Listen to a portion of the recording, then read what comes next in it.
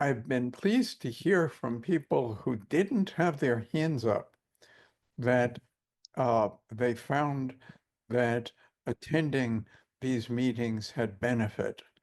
Um, and what's interesting is the benefit is often showing up as an individual is applying a perspective that was learned from listening to somebody address an issue that was really quite different than their own.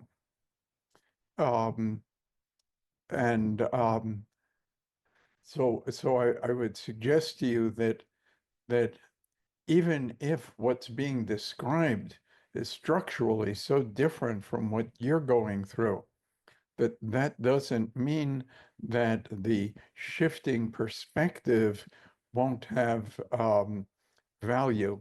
And so try that on.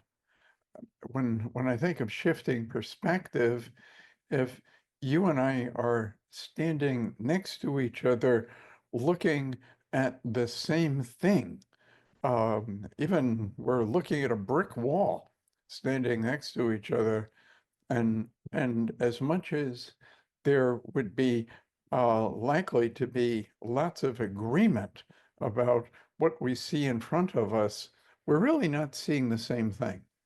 I'm seeing from a different angle. I'm seeing through different eyes.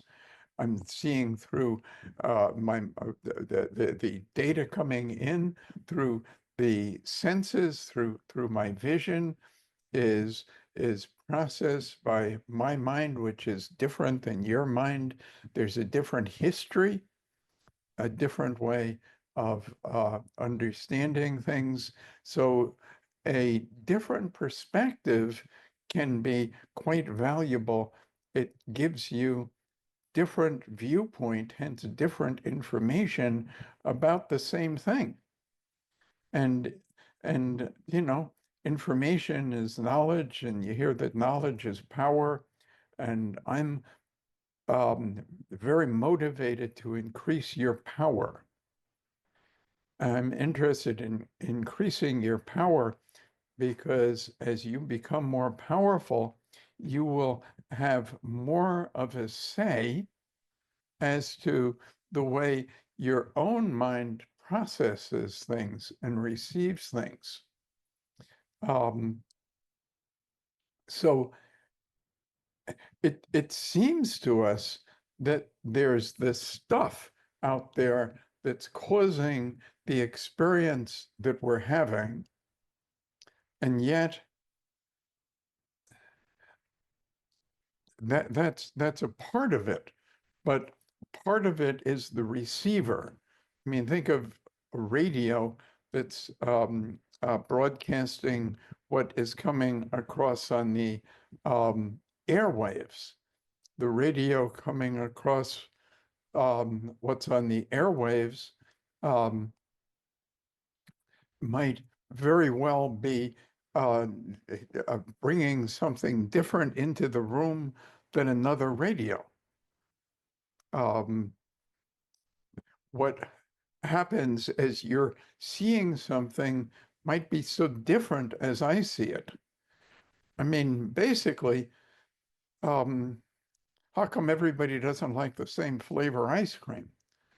There's the ice cream is the same, and yet the receptor is different, and hence there's a different experience than in the tasting of that ice cream. Blah, blah, blah. Good grief, Jon. Come on, get to the point here. I I I am thinking that I've been aware that most people, but no other creatures, most people seem to believe that there are things that shouldn't have happened, which is um, really different from simply, I don't like it. So if if something is happening to another creature, um, let's say a sheep, something could be happening to the sheep, and the sheep might very well not like what's happening. But I don't think it's likely that the sheep is thinking that the thing that's happening should not have happened. Even as it's happening, he's not liking it happening, but he's not thinking it should not have happened. And sheeps also aren't remembering things that have happened and thinking that was what has happened should not have happened. So are there things you think that you did that you shouldn't have done? Are there things that you think that others have done that they shouldn't have done? And I would say if the answer to both of those questions for you is yes, that puts you right in what we would call normal. But I would suggest that normal is not necessarily wonderful. And for humans, normal seems to be deeply dysfunctional.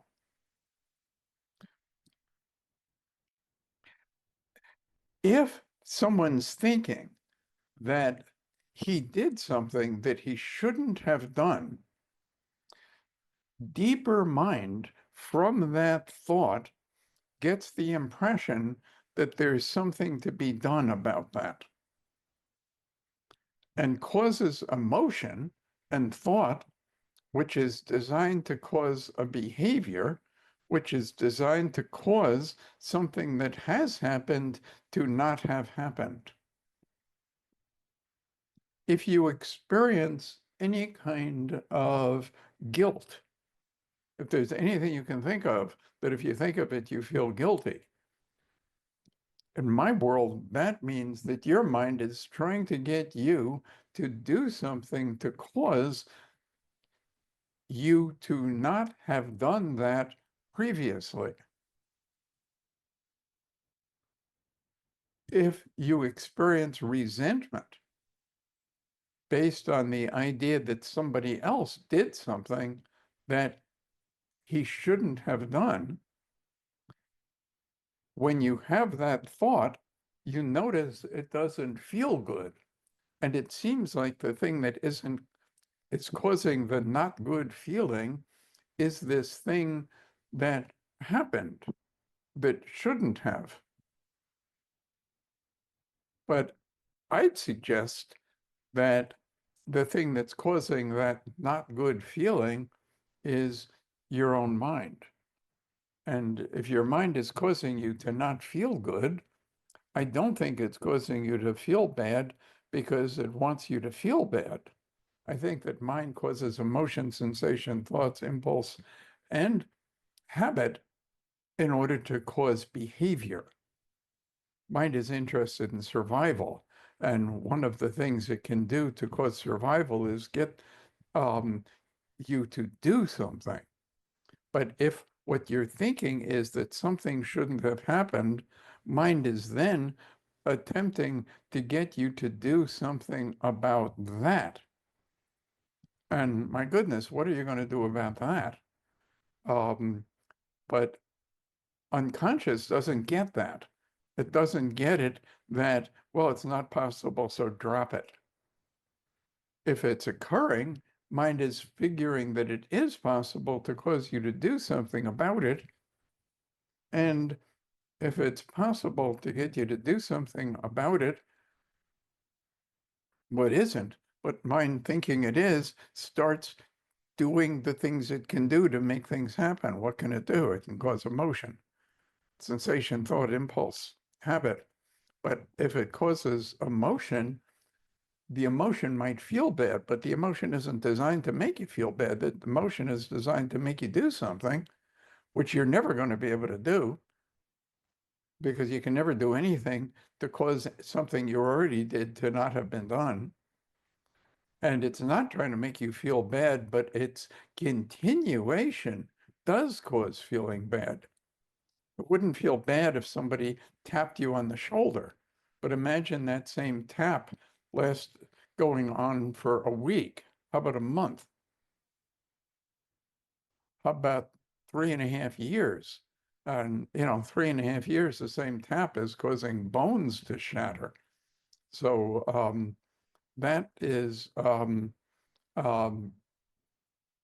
causing um, um, all kinds of distress, but not on purpose. It's a malfunction. Why would our own minds want us to experience distress? Our minds are interested in us surviving and thriving, not feeling awful. What's causing us to feel awful? Our minds. Well, didn't you just say they're not trying to make you feel awful? Yes. Well, then why would it make me feel awful if it's not trying to make me feel awful? Because it's dysfunctional. It's kind of like the beta program that I used to download all these beta apps because I'd have an app and then I'd get a thing and say, hey, how would you like this app to be able to do these 10 other things? That'd be so cool. How much does that cost? Free. And I would say, well, yeah, I wanted to do all kinds of fun things for free. And I would download that app and there's all kinds of crazy cool things. The only difficulty the whole thing has is that it usually doesn't work. And so I recognize that I'm kind of like a test pilot, unpaid test pilot crashing into stuff. And that's when I figured, no, maybe not run the beta version.